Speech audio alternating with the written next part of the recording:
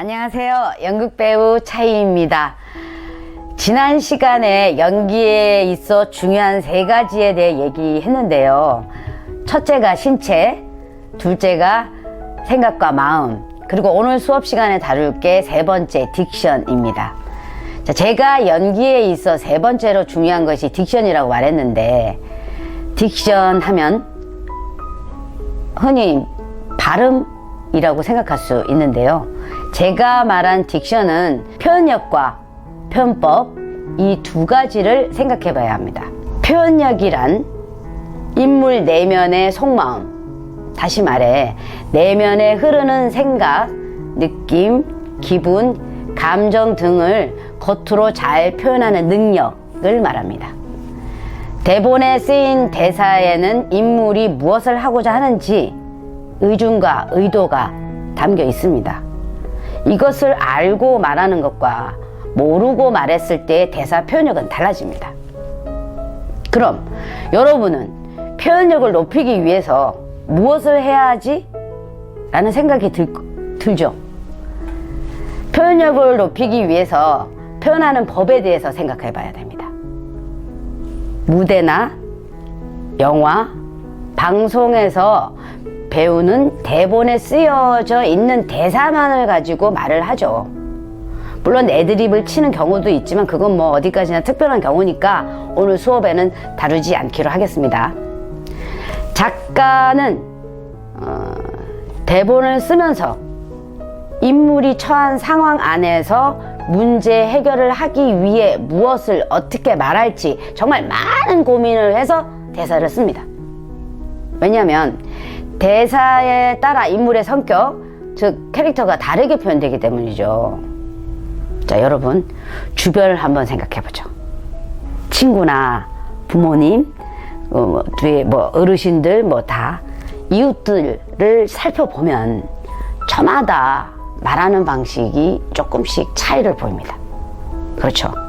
물론 그날의 기분에 따라 달라지기도 하지만 제가 말하는 것은 기분이나 감정에 상관없이 그 사람이 평소에 쓰는 말투를 말하는 겁니다. 예를 들면 항상 상냥하게 말하는 사람, 항상 불만에 차서 말하는 사람, 항상 틱틱거리며 말하는 사람, 항상 막 큰 소리로 말하는 사람,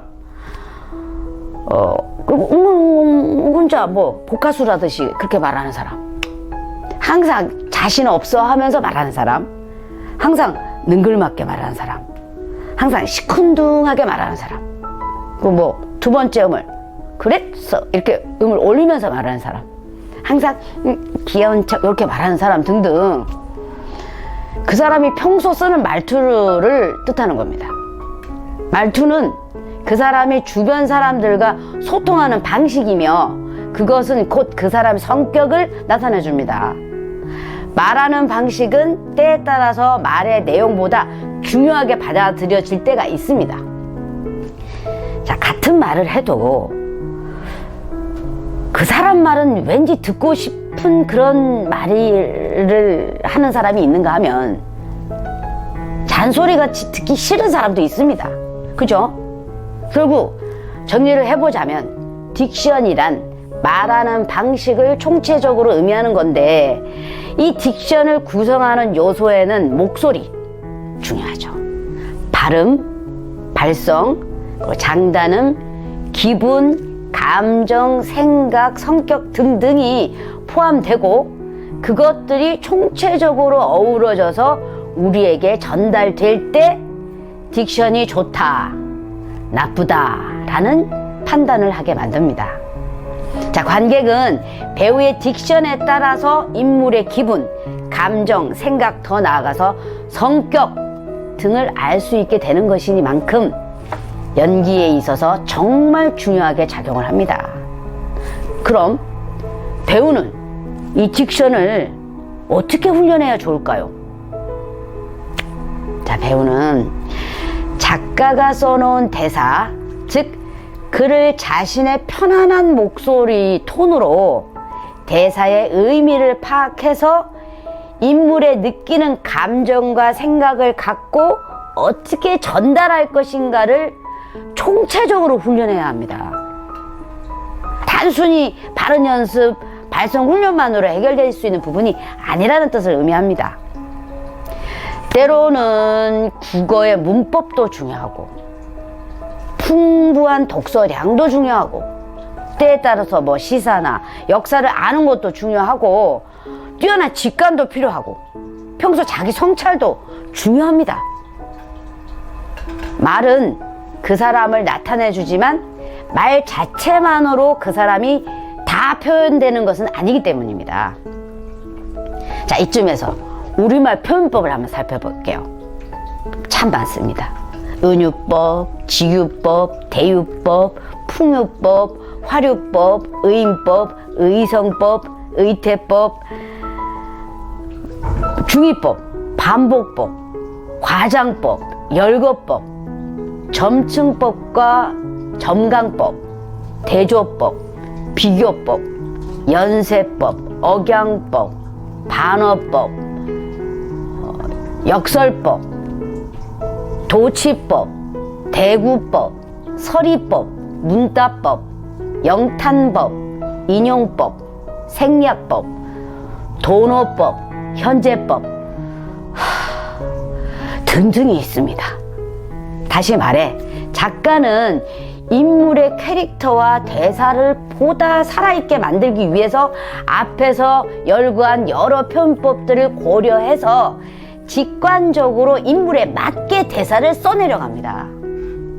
따라서 배우는 작가가 써놓은 대사를 통해 지금 인물이 은유적으로 표현하고 있는지 과장해서 표현하고 있는지 등등을 잘 파악할 수 있을 때 대사를 좀 더 맛깔스럽게 구사할 수 있게 되는 겁니다. 아울러 어떠한 대본 속 인물도 잘 소화해내기 위해서는 기본기가 중요한데요. 기본 훈련에는 발음 연습, 발성 연습, 장단음 연습, 말을 통한 감정 표현 연습, 그리고 표정 연습, 진심 있게 말하는 연습, 명료하게 핵심 문장을 찾는 연습 등이 평소에 병행되어야 합니다. 우리 영상에도 다 나와 있으니까 참고하면 좋겠죠.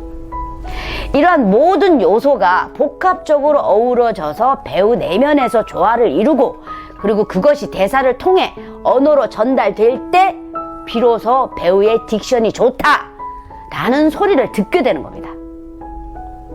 이해되시죠? 그럼 우리 왜 이렇게 딕션을 강조하는 걸까요? 딕션을 잘하려는 궁극적인 목적이 뭘까요? 바로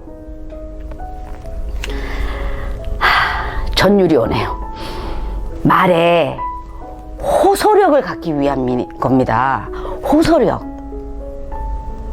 다시 말해 배우의 말은 관객에게 강한 인상을 줘서 마음을 사로잡을 수 있는 힘이 있어야 합니다.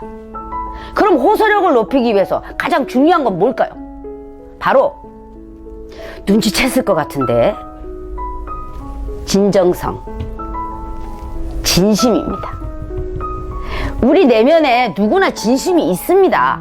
하지만 사람에 따라 그것이 밖으로 표현되는 사람이 있는가 하면 잘 드러나지 않는 사람이 있죠.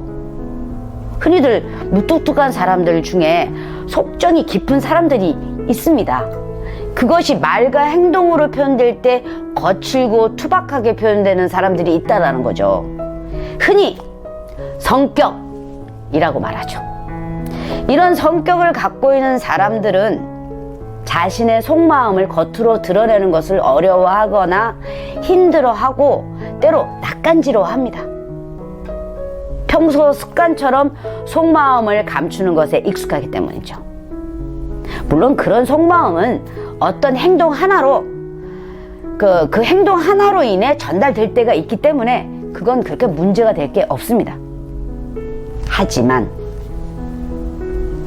배우가 되려고 한다면은 얘기는 달라집니다. 진심은 밖으로 드러내고 싶다고 항상 언제나 마음대로 드러나는 것이 아닙니다. 평소 자신의 생각과 감정을 타인과 잘 공유하지 않는 사람은 쉽게 진심을 밖으로 드러낼 수도 없을 뿐더러 드러내려고 하려고 해도 잘 전달이 되지 않습니다. 자, 여러분들은 모든 사람의 진심을 다 이해할 수 있어요? 진심을 드러내고 표현하지 않는 사람의 진심까지 볼 수 있어요? 진심이라고 해서 무조건 전달되고 이해되는 것은 아닙니다. 진심을 전달하기 위해서도 노력이 필요한 거죠. 아무리 자신 내면의 진심을 가지고 있다고 해도 말로 행동으로 표현하지 않으면 주변 사람들조차 알 수 없습니다. 따라서 배우가 되겠다고 결심을 했다면 평소 주변 친구나 부모, 선생님에게 자신이 무엇을 생각하고 현재의 마음 상태가 어떠한지를 진심을 담아 명료하게 전달할 수 있는 용기가 필요합니다. 자, 정리해보죠. 배우에게 딕션은 굉장히 중요합니다. 전 세계 모든 배우들은 기초훈련 과정에서 신체와 더불어 딕션을 연습합니다. 하지만 그것을 발음이라는 기능적인 측면으로만 생각하지 않았으면 좋겠습니다. 말하는 것도 기술의 영역에 들어가지만 그보다 더 중요한 것이 생각이고 마음입니다. 언어는 때로는 언어일 뿐일 때가 많습니다. 아무리 말을 청산유수로 잘해도 듣는 사람에게 와닿지 않는다면 아무 소용이 없습니다. 오히려 공허함만 갖게 만듭니다. 자신의 속마음과 생각을 보다 잘 전달하기 위해 발음에 신경 쓰는 것은 중요하지만 어떠한 생각과 마음 없이 대사에만 집중해서 전달한다면 그것은 큰 의미를 갖지 못합니다. 시샘말로 영혼 없는 말 하지 마라, 그런 얘기들 많이 하잖아요. 저는요, 요즘 공연을 보러 가잖아요. 그러면 어떤 배우가 공연이 끝났는데도 긴 여운을 준다든지 그리고 깊은 울림을 주는 그런 딕션을 하는 배우가 인상 깊게 남았다라는 겁니다.